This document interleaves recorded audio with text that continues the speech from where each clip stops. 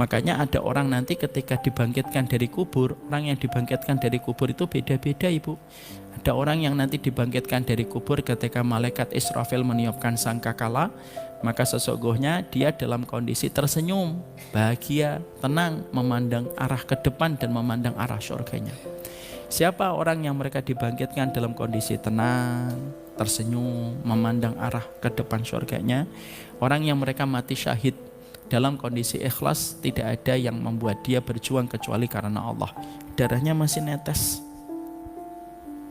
dan tetesannya seakan-akan baru luka sekitar 1 menit yang lalu. Ada orang yang nanti dibangkitkan dalam kondisi bertalbiyah, labbaik Allahumma labbaik, labbaik la syarika laka labbaik. Siapa ini? Orang yang meninggal dunia ketika dalam proses umrah dan haji dan belum sempat tahallul. Maka nanti ketika dibangkitkan, maka dia langsung bertalbiyah. Makanya orang yang meninggal ketika haji dan meninggal ketika umrah, ketika sebelum sempat untuk tahallul, ketika dikafani tidak boleh ditutup kepalanya. Karena nanti orang ini langsung ketika dibangkitkan oleh malaikat Israfil dengan tiupan sangkakala yang kedua, dia langsung bertalbiyah. Ada yang dibangkitkan langsung naik onta, kata Rasulullah, yang ontanya merupakan onta yang paling indah, yang kamu tidak pernah menjumpai onta sepandai, sebagus itu dalam kehidupan di dunia. Untuk siapa ini? Untuk para nabi, untuk para rasul dan para wali-walinya Allah. Mereka naik onta dan kaki mereka tidak pernah menginjakkan kaki di padang mahsyar. Ada nanti yang dibangkitkan dalam kondisi miring-miring kepalanya. Ini biasanya laki-laki. Tentunya ibu-ibu pasti sudah paham. Untuk siapa? Untuk laki-laki yang berpoligami ketika mereka tidak adil. Langsung ibu-ibu berkata, ini dalilnya. Nanti kalau ibu menyampaikan dalil ini, nanti suaminya akan menjawab, insya Allah saya adil.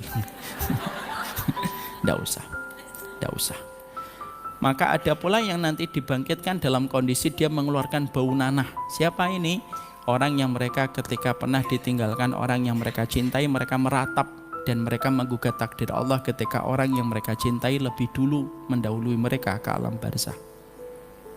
Lah, salah satunya ada orang yang nanti ketika dibangkitkan itu dalam kondisi buta. Dia buta. Waman a'rada an dzikri fa inna lahu ma'isyatan dhanka wa nahsyuruhu yaumal qiyamati a'ma, dalam surat Thaha. Orang yang mereka berpaling, tidak pernah mau nyari ilmu, tidak pernah peduli dengan taman surga, tidak pernah peduli dengan kitab, tidak pernah peduli dengan perkataan para ulama, tidak pernah peduli dengan apa yang disampaikan Nabi. Standar mereka standar TikTok terus. Maka sesungguhnya nanti ketika mereka dibangkitkan, mereka dalam kondisi buta. Lalu ketika dibangkitkan dalam kondisi buta, mereka berkata, lima hasyartani a'ma wa qad kuntu basira. Mereka nanti bertanya kepada Allah dalam kondisi buta, ketika mereka terpressure, penyesalan mereka berlapis-lapis, tingkat depresi mereka sampai kepada puncaknya, Bu. Karena depresi manusia ketika nanti di akhirat itu puncak. Depresi di dunia masih bisa tidur, frustasi di dunia masih bisa makan soto. Tapi depresi dan frustasi di akhirat, kata Imam Ibnu Katsir, tidak ada makan, tidak ada minum, tidak ada having fun, tidak ada tidur. Dan itulah depresi tingkat berat. Maka pada saat ketika mereka berada pada frustasi dan depresi yang berat semacam itu, mereka bertanya, kenapa engkau kumpulkan kami dalam kondisi buta, padahal ini merupakan saat yang paling menegangkan untuk kami, ya Allah? Dijawab sama Allah di dalam surat Thaha, atatka ayatuna fanasitaha wa kadzalikal yauma tunsa. Bukankah dulu ilmu diturunkan kepada kalian? Ilmu itu supaya kalian pelajari, supaya kalian paham, supaya kalian mengerti, supaya kehidupan kalian sesuai dengan kehendakku dan keinginanku. Fanasitaha.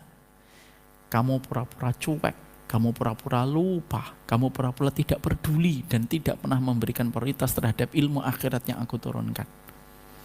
Ditutup closingnya dengan sebuah dialog oleh Allah. Wa kadzalikal yauma tunsa. Sebagaimana kalian melupakan peringatan yang aku turunkan pada kalian pada konteks kehidupan di dunia, sekarang kalian aku lupakan di dalam pengadilanku. Nah, itulah ditinggalkan buta itu.